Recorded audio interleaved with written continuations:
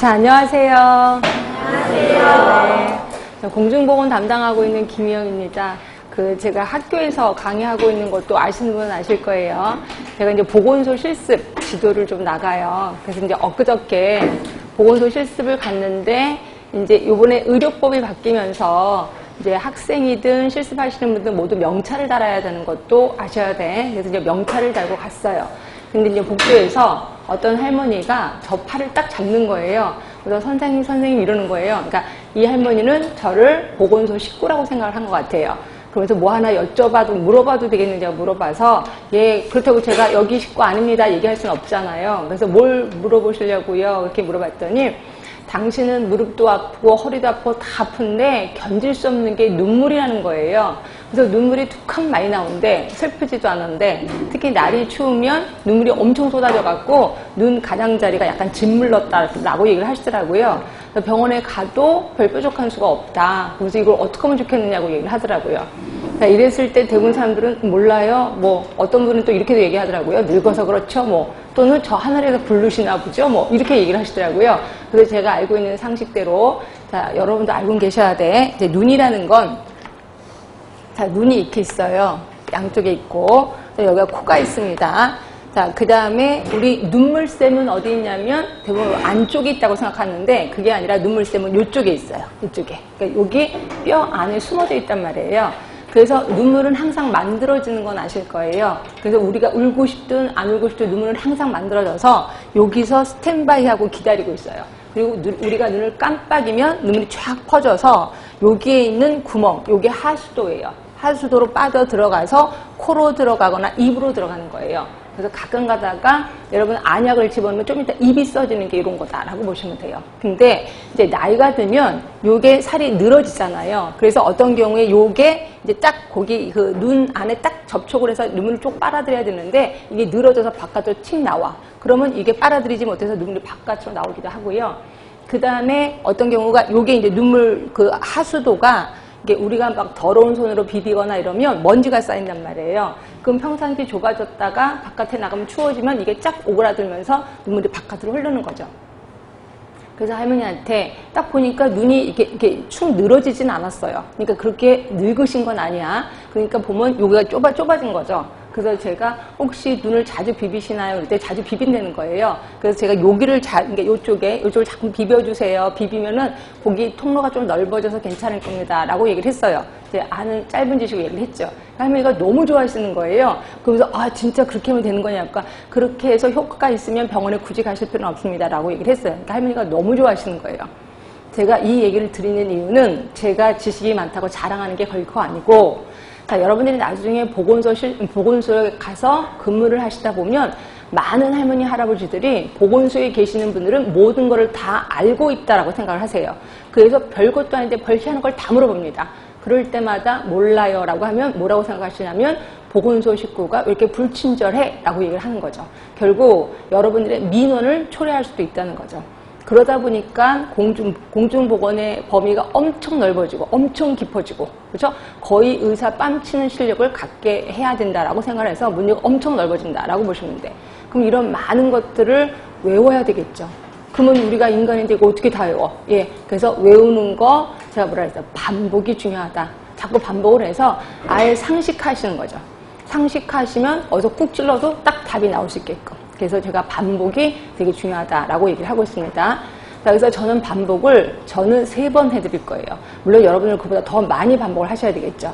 자, 제가 하루에 3강을 할 겁니다. 그러니까 1시간 하고 10분 쉬고 1시간 하고 10분 쉬는데, 1시간 거의 수업 다 할 때쯤 끝날 때 한 5분 전에, 자, 우리 책을 보시면 거기 38쪽에 그 파이널 테스트라고 있을 거예요. 일명 제가 가로놓기라고 얘기를 하고 있습니다. 그래서 조금 전에 배웠던 거를 중요한 단어를 가로놓기를 한 거예요. 그래서 여기에 가로놓기에 글을 쓰거나 이러면 절대로 안 돼. 딱 보시면서 조금 전에 배웠던 단어를 생각하게끔. 그래서 어떤 분이 요번에 그 합격수기에 보니까 이걸 아예 복사해서 이걸 갖고 다니셨다면서요. 괜찮은 것 같아요. 그래서 본인이 필요한 거 더 집어넣으시고 갖고 다니면서 계속 보는 거죠. 그래서 이런 걸 일명 저는 동량 공부라고 하는데, 동량 공부 할 수밖에 없습니다.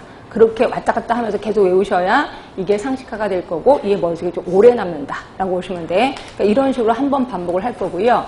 그리고 이제 여러분 가시면 이제 일주일 뒤에 다시 오실 겁니다. 그럼 결국 일주일 동안 시간이 있다는 거죠. 그러니까 오늘 배운 거를 7개로 나눠서 계속 복습을 하시는 거야. 근데 복습을 하실 때도 예를 들어서 7개로 나눠서 하루 할지, 이틀치 할지, 3일치 할지 할 때 하루 오늘 했죠. 그리고 내일 요거서부터가 아니라 처음부터 다시 하는 거예요. 그리고 3일째도 다시 처음부터 다시 한다 라고 하시면 돼. 이렇게 하다 보면 맨 마지막에는 처음 거를 7번 반복하는 거죠. 그러다 보면 앞에 거는 완벽하게 숙지가 된다라고 보시면 됩니다. 이런 식으로 해서 오시면 제가 쪽지 시험이 기다리고 있을 거예요. 그래서 이제 쪽지 시험 보시고, 그래서 좀 일찍 오셔야 됩니다. 일찍 오셔서 쪽지 시험 좀 보시고요. 그 다음에 요번에는 제가 보시면 좀 어려운 단어 같은 것도 받아쓰기를 좀 해드릴까 합니다. 그래서 보니까 합격수에 보니까 어려운 단어 받아쓰기 하는 거 그게 도움이 좀 됐다고 얘기하더라고요. 그래서 쪽지 시험 끝나고 나서 제가 답을 불러드리면서 뭔가를 얘기하면 여러분이 받아쓰기로 답을 좀 써주시면 될 것 같고요. 이렇게 해서 2번 반복을 하고, 근데 이제 모든 이론이 끝났어. 그리고 나면 물론 하시는 분도 있을 거예요. 메일링이라는 게 기다리고 있을 거예요. 자, 메일링은 아주 기본적인 문제를 제가 보내드리는 겁니다. 물론 첫 스타트는 우리 다음 카페에 가시면 거기 공지사항에 10개의 문제가 있을 거예요. 지금부터 하지 마세요. 모든 이론이 끝난 다음에 하세요. 그래서 10개의 문제를 제 개인 메일로 보내면 제가 거기서 맞았다 틀렸다 이런 것만 해서 다시 보내드립니다. 그럼 여러분들은 왜 틀렸는지 본인 스스로 공부를 하시는 거예요. 이거는 제가 뭐라고 뭐 해설해 드리지도 않는데 본인 스스로 공부하는데 이게 좀 깊은가 봐요. 그래서 몰랐던 걸 새롭게 알게 됐다. 이렇게 얘기를 하는데 그거를 일주일 간격으로 30번을 보내드릴 겁니다. 예, 그래서 굉장한 양이 많을 거예요. 굉장한 양이 될 거예요. 이렇게 해서 3번 반복해 드리고 여러분들은 이거보다 더 많이 한 9번은 반복하셔야 된다. 그래야 모든 것들이 다 상식화되고 그 다음에 좀 당당해진다라고 보시면 될 것 같아요. 자, 그러면 우리 수업은 어떤 식으로 할 거냐면요. 보통 이제 여기 제가 이렇게 써놨습니다. 칠판에다가. 자, 여기 옆에 가로는 보통 이렇게 문제가 나온다는 거예요. 자, 우리 이제 오늘 들어갈 개념 문제가 한 문제 또는 2문제. 근데 여기에 건강증진까지 들어가면 헬스플랜 2025 되게 유명한 거 있거든요. 이것까지 들어가면 문제가 좀 더 많아진다. 그래서 한두 문제 또는 3문제까지도 볼 수 있는 거고요. 역학은 무궁무진하게 시험 문제 나옵니다. 제가 5개라고는 썼지만 요번에는 8문제가 나왔습니다. 역학에서. 그래서 역학은 처음부터 끝까지 모르는 게 없어야 된다라고 얘기하고 계시면 되고, 특히 역학에서 틀리면 저도 자존심 상합니다. 왜냐면 저도 역학에 대해서는 좀 어디 가서 좀 내놓으라 하는 사람이거든요. 그래서 역학에 대해서 좀 틀렸다? 그러면 어디 가서 저한테 공중보건 배웠다는 얘기 하지도 마세요. 저는 창피하니까. 하여튼 역학은 좀 신경 쓰셔야 된다. 자, 통계는요, 되게 어려워요. 어려운데 거의 안 나와요. 심심하면 한번 툭 나옵니다. 이럴 때 재수없이 여러분 시험장에 있으면 아, 이게 또 나왔네? 이렇게 보는 거죠. 그래서 가끔가다 나오기 때문에 저는 그렇게 심혈을 기울여서 하진 않을 겁니다. 그렇지만 기본적인 건 해드릴 거고요. 자, 모자보건도 한 문제 정도 나오더라고요. 그쵸? 근데 매번 나오는 것도 아니고, 인구 같은 경우는 매번 한 문제 정도가 나오는 걸로 알고 있고, 학교 같은 경우는 거의, 그러니까 매번 나오는 게 아니라 가끔가다 한번 띡 나오는데, 혹시 여러분 중에 교육청을 좀 내가 어플라이 하고 싶다. 교육청에서는 당연히 학교가 많이 나옵니다. 그래서 교육청 쪽이라면 학교 쪽을 좀 신경 써 주셔야 돼. 이거보다 훨씬 더 많이 나오니까. 자, 그럼 이제 산업 쪽은 희한하게 2문제 정도는 꼭 나오더라고요. 산업을 이렇게 중요시 여기는지는 모르겠지만 하여튼 2문제 정도 나오고요. 정신, 노인보건 같은 경우는 안 나오다가 한번, 정신 같은 경우 요번에 갑자기 틱 튀어나왔습니다. 한 문제 나오고, 노인 문제도 잘 안 나오다가 한번 툭 나오고 이런 식입니다. 그 다음에 위생입투도 역시 매번 나오는 건 아니에요. 매번 나오는 건 아니고 가끔 한번 딱 나오는데 말도 안 돼. 암기력을 요구하는 거. 처음부터 끝까지 다 외워야 되는 그런 문제가 또 흔히 나옵니다. 그래서 이제 그거. 근데 이제 보건행정이 제가 한 문제라고는 했지만 작년까지만 해도요. 보건행정, 공중보건 문제를 풀면 이게 공중보건 문제야, 보건행정 문제야 할 정도로 2개가 혼합이 돼서 행정 문제가 엄청 많이 나왔거든요. 그러다가 올해는 한 문제로 줄어들었어요. 그래서 언제 또 나올지 모르니까, 특히 여러분들은 보건행정을 되게 어려워하시더라고요. 그죠? 물론 보건 쪽이 전공이신 분은 보건 자체가 쉬워요. 그죠? 그리고 보건행정도 괜찮습니다. 근데 보건 쪽이 아예 전공이 아니신 분들이 좀 있어요. 그런 분들은 보건도 힘든데 보건행정 엄청 힘든 거죠. 그래서 보건행정에 대해서는 제가 조금 시간적 할애를 할 겁니다. 왜냐면 나올 때를 대비해서, 많이 나올 때를 대비해서 좀 할 거고요. 그 다음에 이제 법은 갈수록 늘어나고 있습니다. 그래서 요번에도 2문제가 나왔는데, 그래서 제가 법을 따로 알려드리지는 않고요. 우리 책에 법 얘기가 조금씩 있을 겁니다. 그거 갖고 커버가 되더라고요. 그래서 이제 법 문제 2개가 나오고, 환경 문제는 거의 역학 다음으로 많이 나온다고 생각하시면 됩니다. 근데 환경은 암기할 게 엄청 많다고 생각하시면 돼요. 그래서 근데 이거는 그래도 양반이에요. 환경보건하는 친구들 보면은요, 환경공학하는 친구들 보면 불쌍해 죽겠어요. 수치를 점 몇 가지 다 외웁니다. 그래서 저렇게 어떻게 외우나 할 정도로 정말 불쌍해요. 그거에 비하면 우리는 덜 불쌍하다 이렇게 생각하시면 돼요. 하여튼 환경은 왜 이렇게 엄청 많다라고만 하시면 되고요. 자, 주택, 그리고 집합소, 그 다음에 아주 위생 쪽이요. 그죠? 위생 쪽도 가끔 가다가 한번 딱하니 나옵니다. 근데 외울 것도 되게 많고요. 그래서 이런 것들은 좀 나중에 공부 다 하신 다음에, 그 다음에 좀 여력이 되면 그때 그 수치를 외우시는 게 좋아. 미리미리 외우는 것도 괜찮긴 하지만, 하여튼 그렇게 시간적 투자를 하기는 좀 그렇습니다. 하여튼 그렇고요. 그 다음에 이제 식품이 이제 문제예요. 식품이 갈수록 증가하고 있습니다. 그래서 아무래도 문제 내시는 교수님이 식품 전공이신 게 아닐까라는 정도로 식품 쪽이 조금 많이 부각되고 있어서 2문제, 마이너스 3문제까지 나옵니다. 자, 결국 우리가 배운 것 중에서 역학이 가장 중요합니다. 그리고 환경, 그 다음에 식품, 나머지는 거의 1문제 정도가 나온다라고 보시면 될 것 같아요. 자, 이런 식으로 일단 할 거고요. 자, 그럼 이제 이 정도로 잔소리 좀 끝내고 바로 수업 들어가도록 하겠습니다. 자, 우리 공중보건으로 바로 들어가는 건 아니고요. 이제 공중보건에서 보는 건강에 대해서 한번 들어갈 거예요. 건강이 뭐지? 건강에 대해서 한번 개념을 훑어볼 거고요. 그 다음에 공중보건 들어가고, 그 다음에 이제 역사 쪽으로 들어가도록 하겠습니다. 자, 건강의 정의 중에서 보시면 WHO가 먼저 나와요. 외우셔야 돼. 자, WHO는 거기 말다운표 있죠? 단순히 질병이 없거나 허약하지 않은 상태를 뜻하는 것만이 아니라, 여기까지는 슬쩍 넘어가시고, 자, 외우실 거. 신체적, 정신적, 사회적인 안녕이 완전한 상태에 놓여 있는 거 외우셔야 됩니다. 신체, 정신, 사회적 안녕. 라고 보시면 되고요. 자, 신체적 안녕의 뜻은 그 밑에 써 있죠. 신체 크기, 모양 등등등 읽으시면서 그렇구나 라고 넘어가시면 돼. 그리고 정신적 안녕, 학습 능력 이런 거를 얘기하는구나 넘어가시면 되고요. 자, 신체적 안녕이든 정신적 안녕이든 감이 잡혀요. 근데 사회적 안녕이 참 감이 안 잡히는데요. 예, 그래서 요게 기출문제로도 나왔습니다. 사회적 안녕은 뭐냐면 우리가 사회생활 하면서 나름대로 역할이 있을 거예요. 학생으로서의 역할 또는 직장 되면 직장인으로서의 역할. 그 역할을 충분히 하면 나는 건강한 거예요. 그렇죠? 그런데 물론 여기 여러분들은 학생의 역할로서 앉아있는데 엉덩이도 아프고 머리도 아프고 머리도 멍하고 졸리고 막 그래. 그래도 앉아는 있잖아요. 그러니까 이거는 사회적인 안녕이라고 생각하시면 됩니다. 그렇죠? 자, 그런데 동그라미 2번을 보시면 98년 한때 영적인 안녕 그리고 역동성의 개념이 추가에 대해서 의견이 제기되긴 했었습니다. 그런데 총회에서 인준은 되지 않았어요. 그런데 이게 기출문제 뭐라고 나왔었냐면 한때 추가됐던 개념은 뭐냐 이런 식으로 나왔었어. 그 문제 내시는 교수님은 그거를 잘 몰랐었나 봐. 그렇죠? 그러니까 총회에서 인준이 안 됐었는데 이거를 추가가 됐다라고 생각하신 거예요.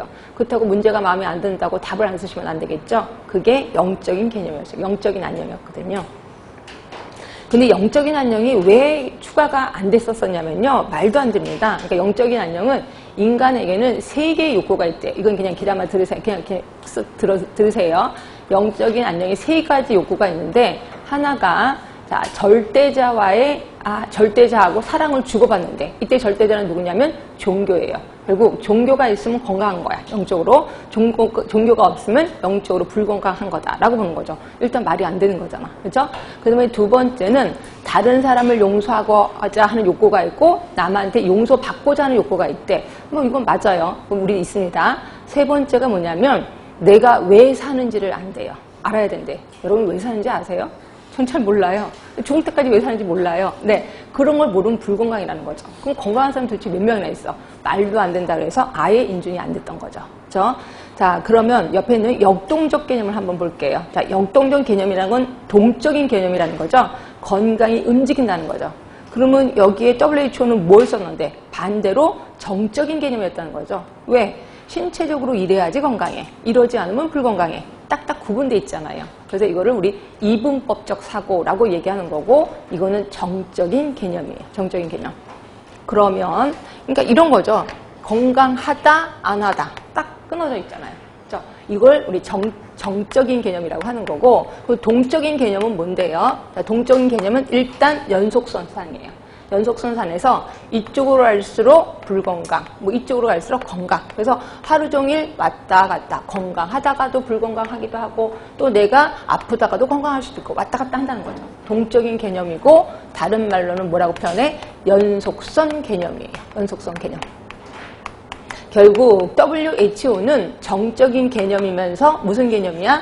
불연속선 개념이다 라고 보시면 돼. 불연속선 개념.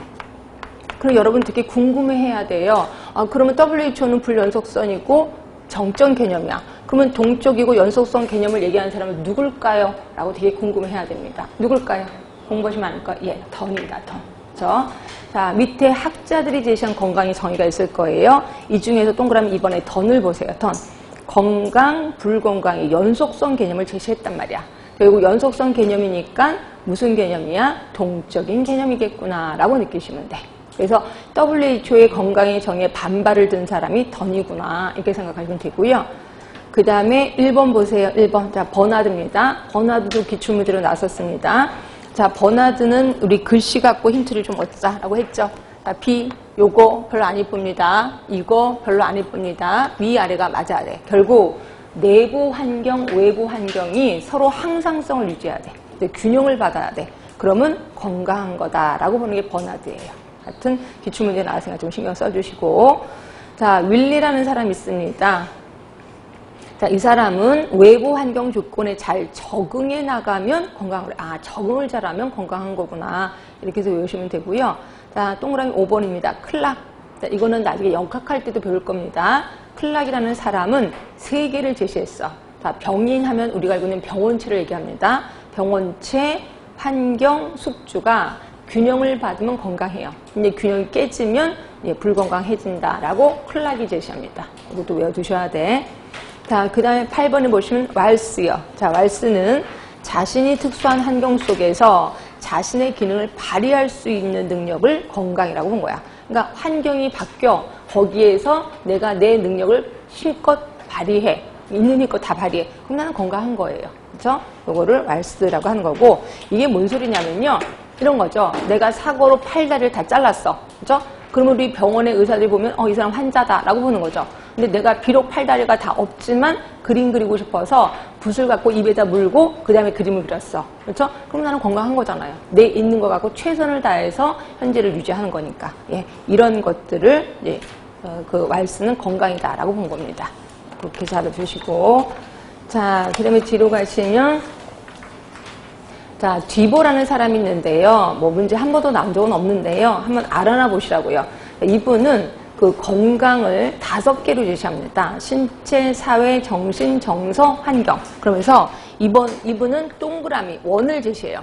원을 제시해서 이거를 5개로 나눠서 뭐 신체, 뭐 정신, 뭐 그 다음에 사회, 이거 다 한 거예요. 그런데 이게 완벽해야지 건강한 거래. 근데 이 중에서 하나가 좀 먹어. 예를 들어서 내가 사회생활이 별로 편협돼 있어. 이렇게 되잖아요. 그럼 한쪽이 찌그러졌어. 그러면 다른 것들이 워낙 건강하니까 이거를 커버해 준다 라고 얘기한 게 아니라 이게 점점 좀 먹으면서 점점 커진다는 거예요. 결국 하나만 찌그러지면 모든 것들이 결국은 다 망가진다라고 본 거예요. 그러니까 아주 완벽한 건강을 주장한 사람이 뒤보라는 사람이에요. 그렇죠? 그것도 좀 알아두시고. 그 다음에 10번에 보시면 앤더슨. 이 사람은 이제 나중에 툭하면 앤더슨이라는 이름 나올 겁니다. 하여튼 앤더슨은 건강의 분류를 1도부터 5도까지를 제시하고 있어요. 그렇죠? 이런 것도 시험 문제 자주 한 번은 나온 적은 없습니다. 한 번은 좀 보시라고요. 자, 이 중에서 1도가 가장 건강한 거예요. 완전 무결한 겁니다. 그리고 세상을 살아갈 때 온갖 기쁨도 다 느끼는 걸 우리 1도라고 하는 거고요. 여러분은 일단 나는 1도는 아니구나 라고 느끼실 거예요. 그렇죠? 그 다음에 2도로 갈게요. 자, 2도는 어떤 기능장애, 병이 없어요. 기능장애는 가져거나 결함을 찾아낼 수는 없어요. 그죠? 그리고 일상생활을 효과도 해낼 수 있다든지 생애 환희를 느끼는 데는 아무런 지장이 없어. 그렇지만 환희를 막 굉장히 많이 느끼진 않아. 그냥 근근히 살아가. 이게 2도입니다. 여러분이 여기에 해당되지 않을까 싶기도 합니다. 그다음에 3도요. 자, 3도도 역시 정상적인 범위예요. 병 없습니다. 그리고 어떤 결함도 없어요.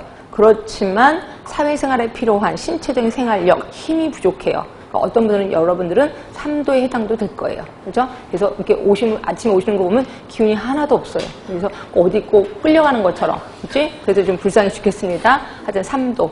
그러니까 3도까지는 정상적인 범위입니다.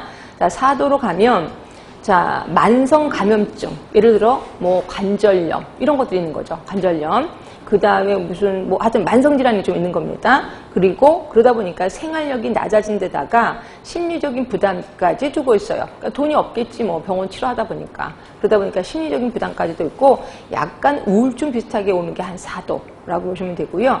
5도는 누가 봐도 병이 있는 거예요. 환자입니다. 그지? 그리고 어떤 기능장애도 있고, 요양을 하거나, 예, 그래서 의사의 치료를 받아야만 하는 게 5도다라고 보시면 돼요. 그래서 1도부터 5도까지 있는데, 이거 갖고 만약에 문제가 나온다면 대부분 선진국 사람들은 몇 도까지를 건강이라고 할까요? 선진국 사람들은.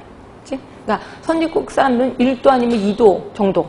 그리고 3도는 뭐 상담을 받아야 된다. 뭐 이런 식으로 얘기를 하고 있을 것 같고요.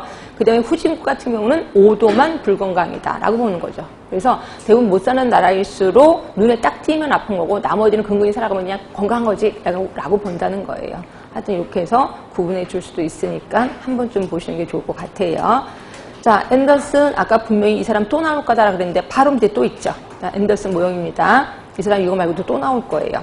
자, 앤더슨 모형이라고 했는데 소인 요인, 자, 뒤로 가시면 가능 요인, 그 다음에 또 하나 필요 요인. 그래서 우리 앞자만 따서 소가 필요 이렇게 외라를 했습니다. 무조건 외우셔야 돼. 소가 필요. 그러면 소인 요인은 뭐고 가능 요인은 뭐고 필요 요인은 뭔데요? 이제 이런 것들은 아예 대놓고 시험 문제 나와요. 앤더슨 모형 중에 막 설명을 하면서 이걸 무슨 요인이냐 이런 식으로 나옵니다. 자, 소인 요인은 뭐냐면 다른 말로 성향 요인이라고도 합니다.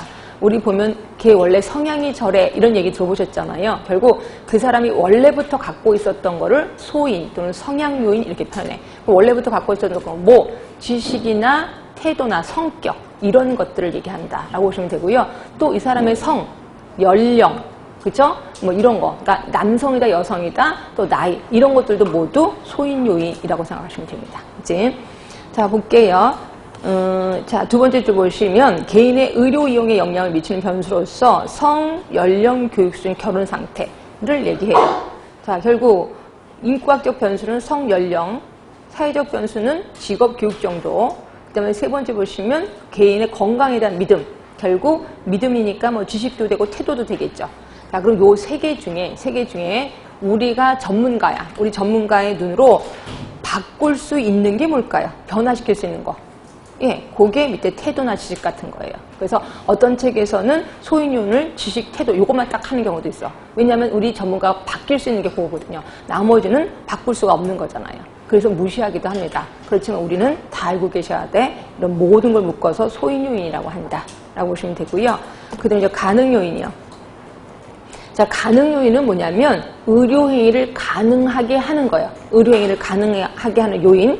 그러면 내가 병원에 가려면 뭐가 있어야 돼? 돈이 있어야 되겠구나 라고 보시면 돼. 결국 자원이에요. 자원. 그치? 자원 안에는 돈이 들어가 있겠지. 이런 거를 우리 가능요인이라고 하는 거고요. 그런데 자원에는 우리 가족이 갖고 있는 자원이 있고 또 하나 지역사회가 갖고 있는 자원이 있어요. 자, 가족이 갖고 있는 자원은 대표적인 게 돈이겠죠.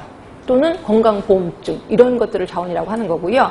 지역사회 자원은 이런 거예요. 자, 우리 동네에 무료로 사용할 수 있는 체육관이 있어. 그럼 나는 지역사회 자원을 갖고 있는 거죠. 아주 좋은 자원을 갖고 있는 거죠. 이런 거를 모두 가능요인 이렇게 표현해. 그러니까 여러분들 가능요인 하면 무조건 자원 이렇게 생각하시면 돼. 자원은 두 가지. 가족의 자원 또는 지역사회 자원 이렇게 해서 외우시면 되고요. 그 다음에 이제 필요요인입니다. 자, 필요요인은 말 그대로 필요한 거예요. 병원에 갈 필요가 있는 거예요. 그런데 필요요인에는 두 가지가 있어요. 하나는 want, 또 하나는 need 있습니다. want는 환자가 느끼는 필요예요. 나 되게 아파. 나 병원에 가야 되겠어? 라고 느끼는 거. 그런데 비해서 need는 의학적인 필요. 의사가 당신 치료해야 됩니다. 라고 하는 거예요. 이게 의학적인 필요. 따로따로 외우셔야 돼. 자, 예를 들어서 환자가 느끼는 필요가 가장 큰 게 감기입니다. 우리 감기 걸리면 정말 정신없잖아. 머리도 막 뽀개 들듯이 아프고 병원에 가야 되겠다 라고 하죠. 그럼 의사들은 뭐라 그래요? 물론 우리나라 의사들은 약을 줍니다. 근데 영국의 의사들은 감기 때문에 왔어요. 그러면 코 훔친다 그랬죠. 그래서 뭐 집에 가서 그냥 쉬고요. 사과나 매달 먹고요. 귤이나 몇 개 먹으세요. 이렇게 얘기를 해요. 그러니까 의사들은 감기를 치료할 필요가 없다라고 느끼는 거죠. 하여튼 그 두 개가 차이가 있구나라고 보시면 되고요. 그리고 요 앤더슨이 얘기한 소가 필요 중에서 내가 병원에 가기 위해서 가장 중요한 요인이 뭐가 있을까요? 응? 내가 병원에 가기 위해서 요 세 개 중에 가장 큰 어떤 요인이 영향을 미칠까요? 가장 큰 영향을 미치는 거 필요 요인. 예, 필요 요인 때문에 그러니까 내가 병원을 가는 거죠. 이제 거기서 필요 요인이 되게 중요하구나 이렇게 알고 계시면 돼. 자, 그 다음에 11번째 보시면 캐슬 콥이라는 사람이 건강행위를 제시했는데요. 자, 이것도 좀 시험 문제 자주 나옵니다. 자주는 아니지만 하여튼 제가 여기 와서 좀 자주 봅니다. 시험 문제에. 자, 캐슬 콥은요. 자, 기억번을 보시면 아픔의 행태. 자, 니은번을 보시면 환자 치료 행태. 세 번째 보시면 예방 보건 행태. 외우셔야 돼. 일단 제목은 외우셔야 돼. 자, 요거는 뭐냐면 일단 예방 보건 행태부터 볼게요. 자, 요거는 뭐냐면 내가 건강해. 그리고 이 건강은 내 스스로 지킬 수 있어. 라고 생각하는 사람들의 행위예요. 자, 이런 사람 어떻게 할까요? 내 건강 내가 지킬 수 있어. 어떻게 할까요? 담배 필까요? 아니죠. 담배 안 피고 운동 열심히 하겠죠. 운동하고 내 스스로 음식 조절하고. 예, 이런 사람들의 행태를 예방보건 행태라고 하는 거예요. 그죠? 자, 그러다 기억으로 갑시다. 아픔의 행태예요. 자, 이거는 아파요. 내가 지금. 아픕니다. 그러면 아프면 어떻게 해요? 아프면 뭐 병원에 가든지 또는 엄마한테 물어보겠죠. 엄마 나 소화가 안 돼. 이게 뭐지? 엄마가 약 좀 그 약 먹거나 하여튼 이런 행동을 우리 아픔의 행태 얘기해. 그죠? 또는 뭐 친척한테 물어보거나 이도저도 안 되면 병원에 가거나 하여튼 이런 걸 아픔의 행태. 자, 니은번입니다. 환자 치료 행태는 뭐냐면 이제 드디어 병원에 갔습니다. 그때 의사가 당신 위암입니다. 위암 치료하려면 치료 계속 약 드셔야 됩니다. 했을 때 의사가 하라는 데는 무조건 다 해. 그런 거를 우리는 환자 치료 행태라고 하는 거예요.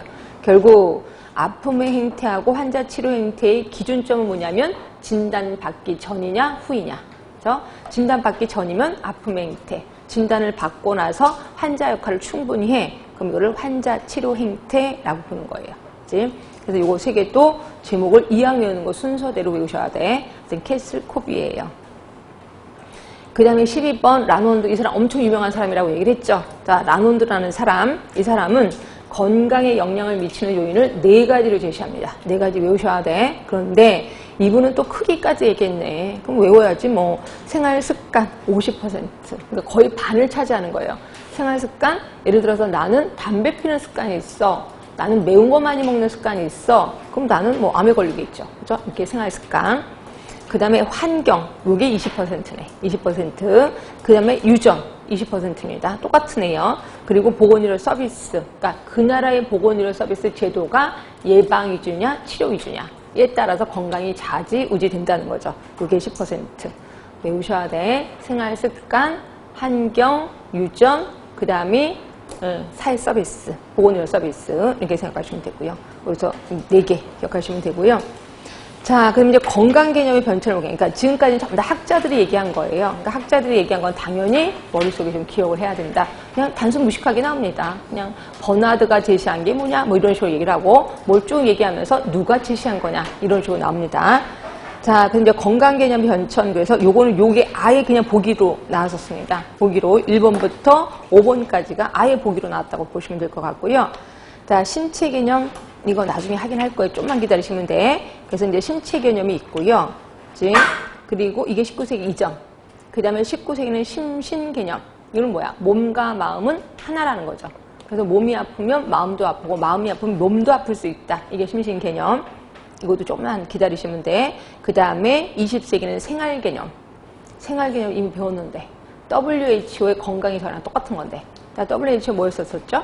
신체적, 정신적, 사회적 요 세 개를 묶어서 생활 개념이라고 하는 거예요. 그러니까 생활 개념. 그 다음에 정적인 개념에서 지금은 동적인 개념으로 바꿨습니다. 자, 정적인 개념하면 누구 생각나세요? WHO. 동적인 개념하면 던 생각나셔야 돼. 이렇게 바뀌었다는 거고요. 자, 병리학적 개념. 그러니까 병리학적 개념은 내 몸에 균이 들어온 거예요. 그래서 내 몸이 이상하게 변한 거야. 이게 병리학적 개념. 요게 생태학적 개념으로 바뀌었대요. 자, 생태학적 개념. 이거 아까 봤나? 아까 클락이 얘기한 거 기억하시나요? 클락이 3가지 했다 그랬죠. 뭐 있었어요? 병인, 그 다음에 숙주, 환경. 아까 클락이 했던 거, 이걸 생태학적 모형이라고 하거든요. 아, 이렇게 바뀌었구나 아시면 되고요. 그 다음에 불연속성 개념에서 연속성 개념으로 이해 되실 겁니다. 그리고 운명론이었어. 그래서 내가 그냥 아파. 그냥 운명인가 보다. 팔짱가 보다. 일찍 죽을 팔짱가 보다. 근데 지금은 사회적 책임이야. 왜? 내가 건강권이라는 게 있거든요. 건강권은 뭐냐면 건강할 권리가 있는 거야. 내가 돈이 없어도 건강할 권리가 있어. 그러니까 국가가 나 이거 해줘야 돼. 라는 걸로 권리 쪽으로 바뀌었습니다. 권리. 하여튼 이런 식으로 건강의 개념이 바뀌었다. 외우셔야 돼. 이건 외우지 않아도 되겠다. 그냥 상식선에서 해도 되겠다. 하여튼 이거 기출문제로 나왔었습니다. 자, 뒤로 갈게요. 이제부터 모형에 대해서 들어가겠습니다. 자, 모형은 좀 중요하니까 제가 일단 정리해 드리고 그 다음에 이제 줄쳐 드리도록 할게요. 자, 우리 모형은 크게 5가지가 있어요. 자, 하나가 생의학적 모델. 생의학적 모델. 자, 두 번째가 생태학적 모델. 우리 공부하신 분은 얘기를 해주셔야 돼. 자꾸 말을 해야 됩니다. 그 다음이 사회생태학적 모델. 사회생태학적 모델. 그 다음이 네 번째가 사회문화적 모델. 사회문화적 모델. 그 다음에 5번째가 총체적 모델. 있습니다. 자, 일단 제목은 당연히 외우셔야 돼. 그쵸? 자, 생의학적 모델은 뭐부터 시작하냐면 이원론에서부터 출발을 합니다. 심신이원론. 마음과 몸은 따로따로죠.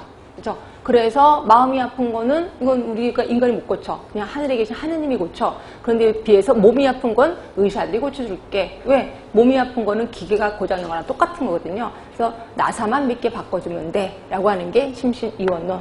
그래서 여기에서는 2가지가 건강을 자주 유지한다고 얘기하고 있습니다. 2가지가 뭘까요? 예? 숙주. 또 하나가 병원체. 또는 병인이라고 해도 돼. 하여튼 숙주 몸에 병원체가 들어가면 병이 걸리는 거야.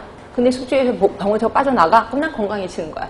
요 2개가 건강과 관련이 있다. 질병과 관련이 있다라고 본 거예요. 이게 생의학적 모델.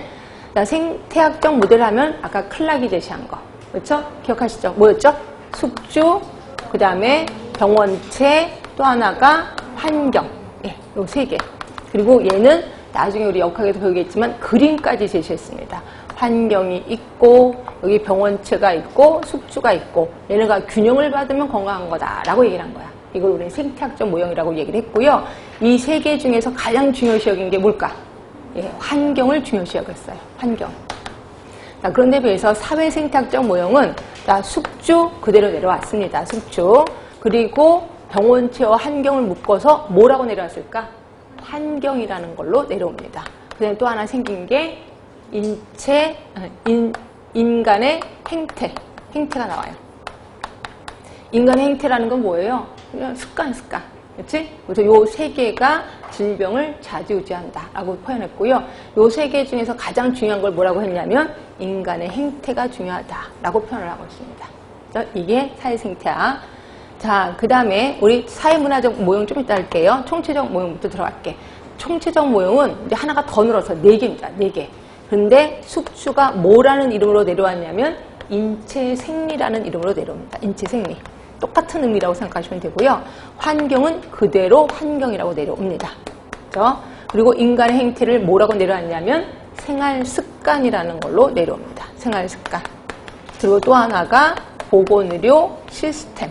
보건의료 제도로 4가지가 병을 좌지우지한다라고 얘기를 했고요. 요거를 읽는 순간 누구 생각나세요?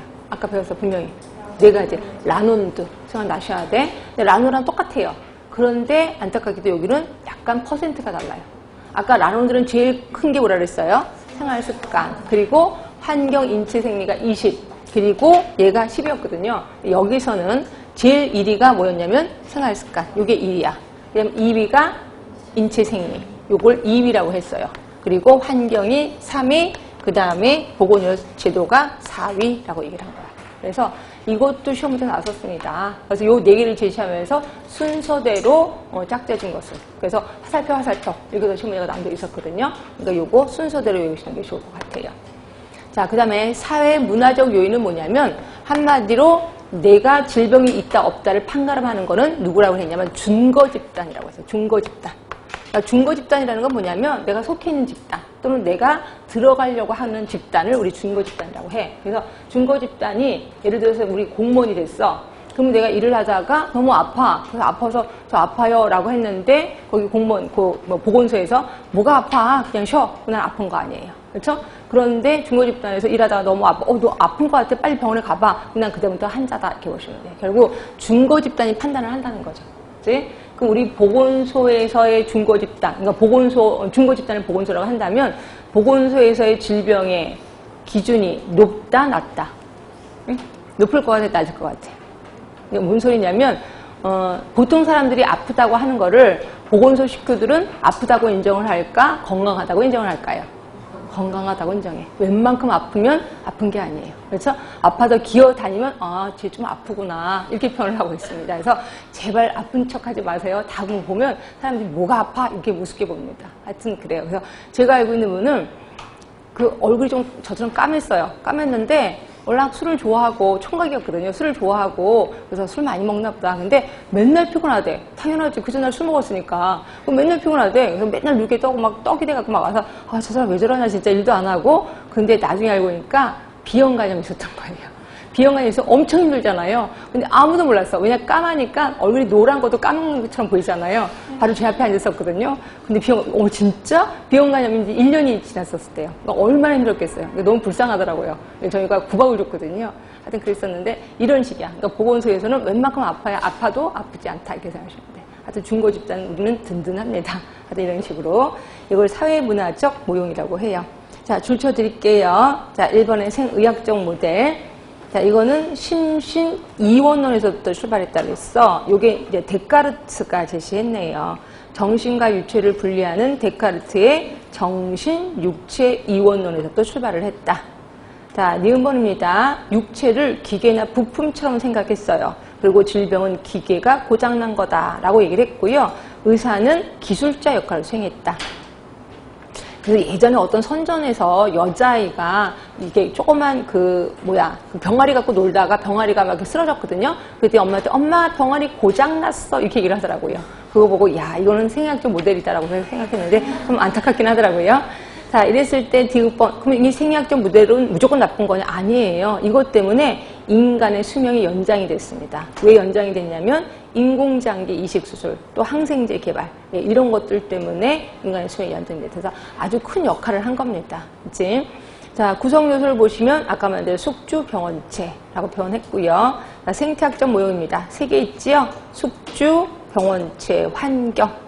예, 그리고 얘가 균형이 깨지면 불건강이 초래된다 얘기를 했고 3가지 중에서 가장 중요한 거는 환경적 요소다 말씀드렸어요. 그 다음에 3번째 사회생태학 3개입니다. 숙주, 환경, 개인 행태. 그렇죠? 개인 행태는 이런 습관을 얘기하는 거지. 음주, 흡연 등등의 습관을 얘기를 한다 라고 보시면 되고요. 그 다음에 이 중에서 가장 중요한 거는 개인의 행태적 측면을 강조한 거 요겁니다. 그 다음에 이제 사회문화적 모형하면은 거기 보이시죠? 그 사회의 주도적 집단 또는 준거 집단이 건강 판단의 주체가 된다는 거죠. 이제 그런 게 있고요. 그 다음에 5번에 보시면 총체적 모델입니다. 자, 거기 퍼센트 나와 있지요? 퍼센트를 외우라는 건 절대로 아니야. 순서대로만 외우라는 거죠. 그래서 가장 중요한 게 생활 습관, 그 다음에 인체 생리, 환경, 보건의료 시스템이라고 보시면 돼요. 하여튼 라논드하고 똑같은 항목이지만 퍼센트가 좀 다르구나. 이렇게 해서 외워두시면 되고요. 자, 이렇게 해서 이제 건강 개념의 모형에 대해서 좀 끝났고, 그 다음에 이제 건강, 요새는 증진에 대해서 얘기를 하고 있어요. 건강 증진. 나중에 제가 건강 증진하고 1차 보건의료에 대해서 역사적으로 좀 얘기를 하긴 할 겁니다. 일단 지금은 건강 증진이라는 용어가 조금 많이 돌아다녀요. 건강 증진에 대해서 좀 써봤고요. 한 번쯤 여러분들 보시면 될 것 같고, 거기 체크 포인트 잠깐 보세요. 이것도 기출문제 나와서 제가 이런 거 나오면 좀 할 말이 없어요. 자, 보건복지부의 국민건강생활규칙 8가지 원칙이 있는데 다음 중 8가지 원칙이 아닌 건 뭐냐 이런 식으로 한번 나온 적이 있었습니다. 그럼 어떻게 이거 다 좋은 말만 다 들어가 있는데 일단 보시면 뭐 청결을 생활하는 좋은 말 다 들어가 있습니다. 그 3번째 보시면 예방접종과 건강진단은 때맞춰 받으시다 이렇게 돼 있고요. 우리나라는 예방접종이 퍼센트가 꽤나 높아요. 98%입니다. 그래서 다른 나라에서 그렇게 높지 않은데 우리나라는 엄청 엄마들이 예방접종을 안 받으면 큰일 나는 줄 알고 그래서 98%라고 생각하시면 돼. 그래서 요거는 이제 우리나라 이미 목적을 달성했을 거고요. 그 다음에 보시면 쭉 좋은 거 다 들어있는데 8번도 보세요. 왜 뜬금없이 여기 들어가는지 몰라. 아껴 쓰고 적게 버려 건강한 생활을 환경을 만듭시다. 이렇게 되어 있습니다. 환경 때문에 이게 들어간 것 같고, 그 다음에 이거 말고 뉴스에서는요 의사들이 나와갖고 뭐라고 얘기를 하냐면 요거 이제 이런 거랑 떠나서 C형 간염을 예방하기 위해서 뭐를 해야 되나요? 그때 한참 C형 간염이 유행할 때 있었었죠. 어떤 의원에서 주사기 하나 갖고 10몇 년을 썼다면서. 그렇죠? 그래서 그 주사기에 C형 간염균이 있어서 온 환자들이 다 걸렸잖아요. 그래서 이제 그때 C형 간염 예방하기 위해서 의사한테 초빙을 했나 봐. 그래서 이제 의사가 C형 간염을 예방하기 위해서 쭉 얘기를 하는데 그 중에 하나가 가벼운 성관계를 하자. 그런 말이더라. 그러니까 이거는 성관계에 의해서 걸리는 거거든요. 가벼운 성관계야. 뭔 소리예요? 성관계도 뭐 깊은 성관계가 있고 가벼운 성관계가 있나? 예, 성관계를 할 때 너무 딥하게 해서 출혈이 날 정도의 성관계는 이게 C형 간염이 옮겨지거든요. 근데 그냥 말 그대로 가벼운 성관계는 안 옮겨진다라고 합니다. 그래서 가벼운 성관계. 예전에는 가벼운 입맞춤 이런 건 들어봤거든요. 가벼운 성관계. 그래서 C형 간염 예방하려면 그렇게 해야 된다라고 얘기를 하고 있고요. 그다음에 그 밑에 보시면 국민건강생활 지침 10가지가 또 있습니다. 이런 게 또 10가지, 그렇다고 10가지를 다 외울 수는 없지. 하여튼 좋은 말은 다 들어가 있을 겁니다. 그 중에 동그라미 3번을 좀 보세요. 지방질은 총 에너지의 20% 정도만 섭취하자야. 이제 지방을 너무 많이 먹지 말라는 거예요. 그거 하나 물어볼게요. 노인이 되면 단백질을 많이 먹을까, 조금 먹을까? 예? 노인이 됐어. 그러면 활동이 적어지니까 단백질을 많이 먹을까, 조금 먹을까? 대답을 안 하세요. 단백질은 많이 먹어야 돼.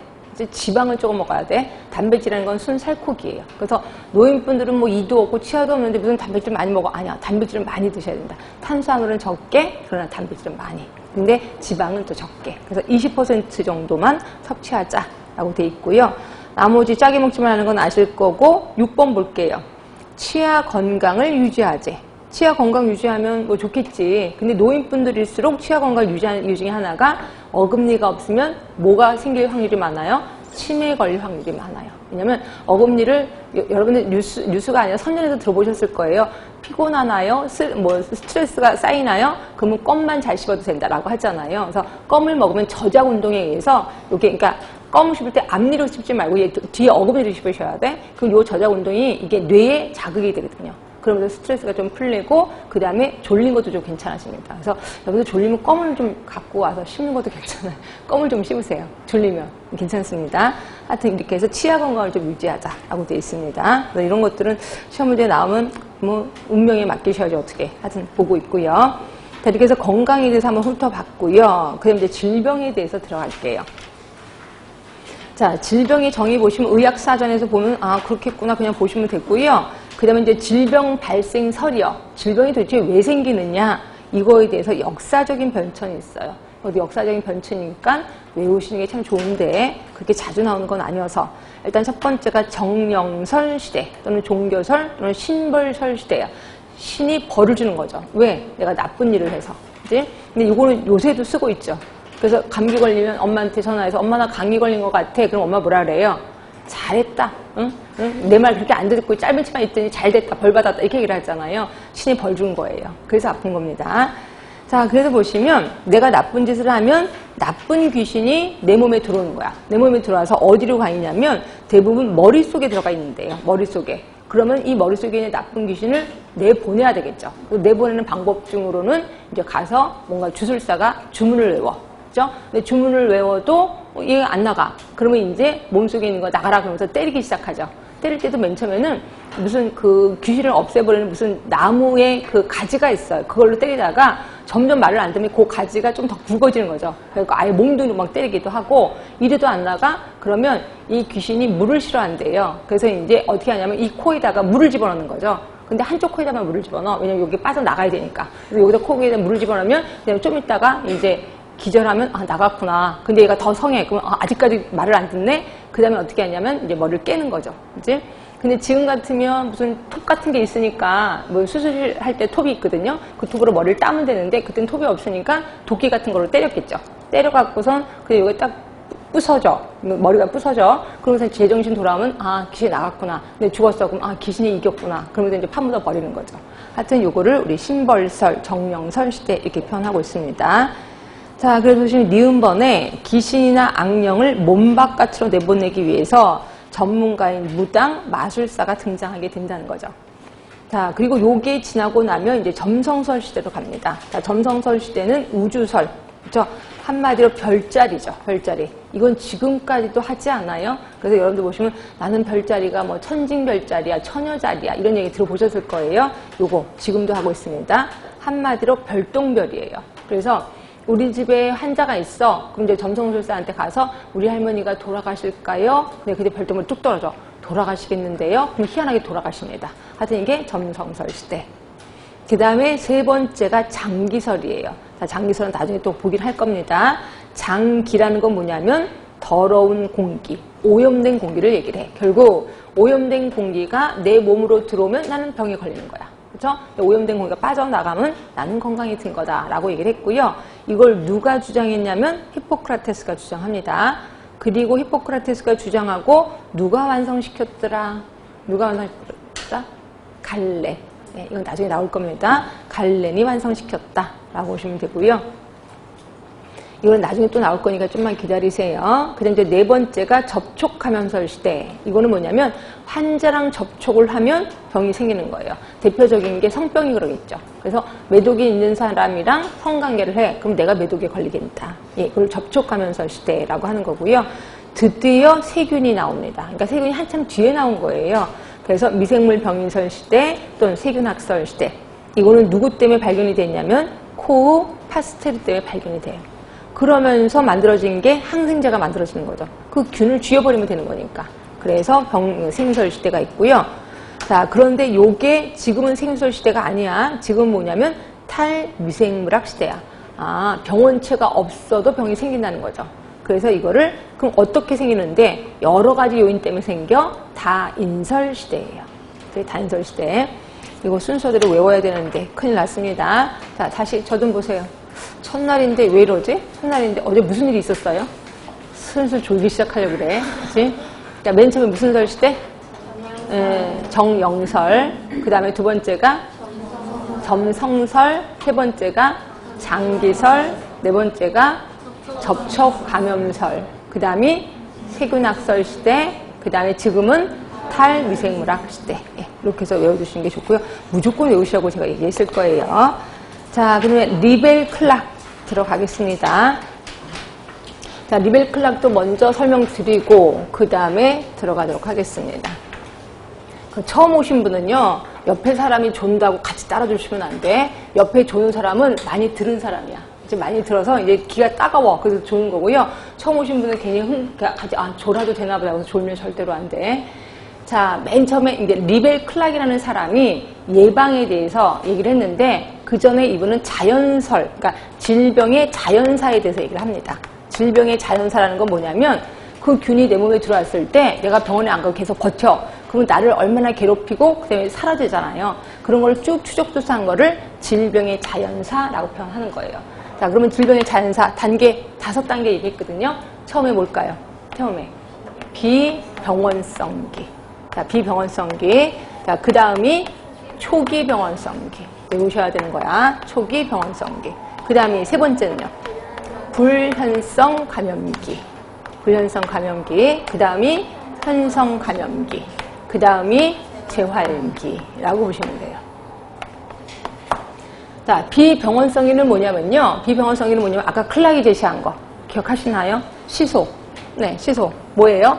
환경, 그 다음이 병원체, 숙주가 균형을 받은 상태야. 그러니까 나는 아주 건강한 상태죠. 이게 비병원성기. 자, 그런데 초기 병원성기는 드디어 병원체가 움직이기 시작했어. 여러분 생각하시기에 병원체가 우리 몸에 들어오면 들어와서 바로 활동할 것 같잖아요. 아니에요. 얘도 살아있는 애기 때문에 병원체 내 몸에 들어오면 눈치를 봐요. 이거 내가 활동해도 돼? 안 돼? 눈치를 봐. 그래서 맨 처음에 숨은 듯이 숨어 있어요. 그렇죠? 그러다가 괜찮은데 활동을 시작해. 요거를 우리는 초기 병원성기 이렇게 표현해. 근데 병원체가 활동을 할 때 내 몸은 아직까지 반응은 안 해요. 그죠? 활동만 하는 거야. 드디어 내 몸이 반응을 하는 게 불현성 감염기. 그러니까 내 몸이 반응을 하는 거지 증상이 나타나는 건 또 아니야. 그러니까 내 몸에, 그러니까 이럴 때 가서 검사실에 가면 검사실의 결과는 이상하게 나와요. 그래서 나는, 내가 이상해요? 나는 괜찮은데? 라고 하는 거야. 이거를 우리 불연성. 현성은 내가 드디어 와락와락 아픈 거죠. 가장 숙주가 힘들 때가 현성이라고 보시면 되고요. 그 다음에 다 낳고 나면 이제 재활기로 들어가는 거야. 그래서 이 5개를 머릿속에 좀 기억하시고요. 자, 이 비병원성기 때 예방을 하는 거를 우리는 적극적 예방이라고 하는 거예요. 이거는 건강을 찾으러 돌아다니는 거죠. 그런데 비해서 초기 병원성기는 소극적 예방 이렇게 표현합니다. 소극적 예방. 그 다음에 불연성기에는 어떻게 예방을 해야 되냐면 조기 발견해야 되겠지. 검사실에 가서 발견해야 돼. 조기 발견하고 조기 치료를 해야 되는 거예요. 조기 치료. 그런데 비해서 현성이면 병원에 가서 치료해야 되겠죠. 치료를 왜 하냐면 악화 방지를 위한 치료예요. 악화 방지를 위한 치료예요. 이게 시험 문제 어떻게 나오는지 아세요? 시험 문제 조기 악화 방지를 위한 치료 이렇게 나왔어. 맞는 거야, 틀린 거야? 틀린 거예요. 그런 말 없습니다. 그냥 악화 방지를 위한 치료예요. 아, 결국 공중보고는 말 갖고 장난도 하는구나. 예, 맞아요. 그죠? 말 갖고 장난하면 우린 또 그걸 몰라. 이게 말 갖고 장난, 이런 말이 있나 보다. 난 몰랐나 보다. 그래서 대부분 틀리는 거예요. 하여튼 요거 있고, 그 다음에 재활은 그냥 재활이에요. 이제, 그러면 요 2개를 합해서 우리는 1차 예방이라고 하는 거예요. 요 2개를 합해서 2차 예방이라고 하는 거고, 얘는 3차 예방, 이렇게 해서 외우시면 돼요. 그죠? 자, 그러면 그게 뭘까요? 우리 그 산업장에서 먼지가 되게 많아. 그래서 이제 그 사람들한테 우리 마스크 쓰세요라고 하잖아요. 마스크 쓰라고 했어. 자, 요거는 무슨 예방이야? 몇 차 예방이야? 1차 예방이죠. 1차 예방에서 적극적이야, 소극적이야? 네, 소극적 예방입니다. 소극적 예방. 근데 정말 다행인 것도 뭐냐면 적극적 예방하고 소극적 예방을 구분하는 문제는 한 번도 안 나왔어요. 정말 다행으로. 그렇죠? 전체적으로 그냥 1차 예방이 뭐냐 이렇게만 나왔거든요. 그래서 우리는 구분하는 연습은 하지 맙시다. 구분하면 되게 골치가 아파서 아주 완벽하게 전공이 아니면 일이 헷갈리거든요. 우리 전체적으로 그냥 뭉뚱그려서 1차 예방 이렇게 해서 하시면 되고요. 예방접종은 어디에 속해요? 1차 예방. 1차 예방. 예, 그것도 1차 예방에 대해서 장기 따지면 소극적 예방이 들어가긴 합니다. 근데 그냥 1차 예방. 이렇게 해서 외워두시면 될 것 같아요. 자, 그래서 여기까지 정리했고, 한번 볼게요. 자, 줄치겠습니다. 병인, 숙주, 환경의 상호작용. 표로 들어가는 거예요. 비병원성기. 자, 병인 자극의 형성, 병인이, 그러니까 병원체가 활동을 하기 시작했다 그랬지. 초기 병원성기. 그 다음에 숙주가 반응합니다. 숙주가 반응하지만 아직 나는 증상을 몰라. 그래서 이걸 불연성 감염기. 드디어 내가 증상을 알아. 현성질환기, 재활기 얘기를 했습니다. 자, 거기 진행해 보시면 무병기, 전병기 있는데 이건 아주 예전에 썼던 말이 있거든요. 요새는 잘 안 써서 그냥 넘어가겠습니다. 자, 예비적 조치를 보시면 제일 처음에는 적극적 예방활동. 그래서 운동하고 환경위생 이런 것들입니다. 그리고 초기 병원성계는 소극적인 예방활동, 그래서 안전관리예요. 아까 말한 산업장에서 마스크 쓰는 거 이런 것들을 얘기하는 거고요. 요게 두 묶어서 1차. 그 다음에 조기 발견, 조기 치료, 그 다음에 악화 방지를 위한 치료. 제발 조기 악화 방지를 위한 치료 이런 말 없다고 그랬습니다. 2개 묶어서 2차. 그 다음에 3차. 근데 밑에 퍼센트가 나올 거예요. 이거 뭔 소리냐면 1차 예방은 모든 질환을 70에서 75%를 커버해. 그러니까 이게 1차 예방만으로도 질병이 안 생길 확률이 70%라는 거죠. 75%까지 갑니다. 그런데 농촌에 가면은 80%까지 가요. 그러니까 농촌에서는 일하느라고 막 대강하잖아. 막 들어온 손 갖고 막 집어먹잖아요. 이런 거를 1차 예방만 해도 질병이 80%가 안 생긴다라고 표현하고 있습니다. 그리고 2차는 20에서 25, 그다음에 재활은 5%에 해당이 된다라고 보시면 됩니다. 하여튼 이것도 퍼센트도 제일 큰 거, 제일 작은 거 이렇게 좀 알아두시는 것도 괜찮아요. 그래서 우리 이제 질병에 대해서도 얼추 끝이 났고요. 자, 지금까지 한 거를 우리 공중보건학으로 넘어가기 전에 가로놓기를 잠깐만 할게요. 가로놓기. 38쪽에 있을 거예요. 자, 절대로 답은 저 뒤에 있을 거고 답도 없고 여기 그냥 내 머릿속에서 끄집어내야 돼. 자, WHO가 제시한 건강의 정의예요. 자, 거기 보시면 육체적, 그 다음에 정신적, 사회적 요 세 개를 묶어서 무슨 개념? 생활 개념. 20세기입니다. 자, 그리고 2번 보시면 외부 환경 변동에 대해서 내부 환경의 항상성 우리 이거 글자로 힌트 꽂자. 그래서 버나드라고 얘기했습니다. B 얘기했었습니다.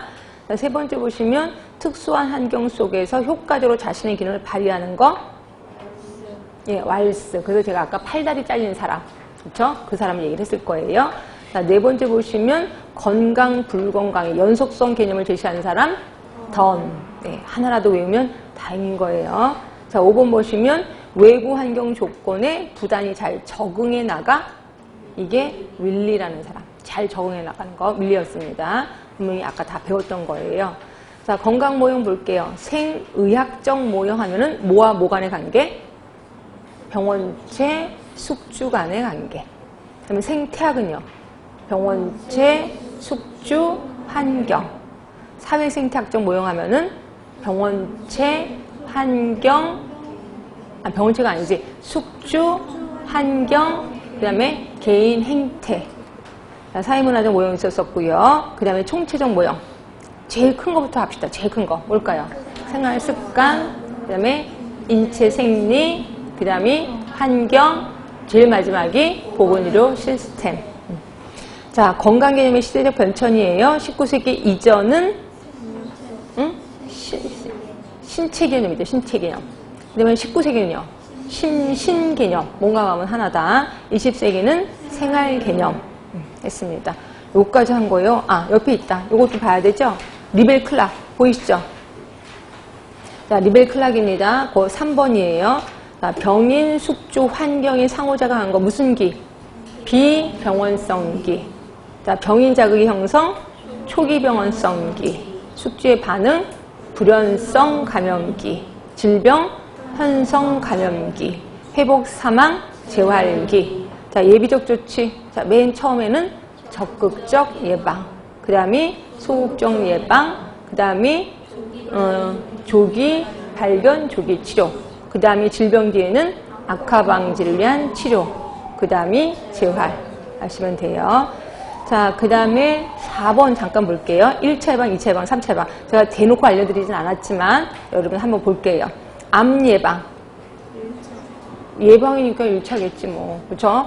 자, 집단 방법을 통한 사례 발견. 아, 집단 검진을 했다는 거지? 그럼 이거는 2차 예방이죠. 조기 발견이니까. 자, 장애자의 고용 확대. 장애자도 고용을 해야 되는데 3차 쪽이겠지. 재활 쪽이겠죠. 합병증과 후유증 예방 3차겠지 뭐. 3차. 자, 고혈압 환자의 올바른 약 복용. 자, 고혈압 환자는 죽을 때까지 약을 드셔야 되겠죠. 그래서 올바른 약 복용은 뭐라고 하냐면 죽을 때까지 약을 드셔야 됩니다. 라고 표현을 해. 요거 뭐냐면 재활 쪽입니다. 재활 쪽. 그치? 재활 쪽이라고 보시면 돼. 자, 작업적 위험에서의 보호 1차 예방. 자, 영양제 섭취 1차 예방. 결혼 상담과 성교육 1차 예방. 증상, 있는 증상을 관리해 2차 예방. 개인위생, 환경위생 1차 예방. 예, 그래서 좀 연습을 하셔야 됩니다. 조금만 쉬셨다가 이제 마저 하도록 하겠습니다.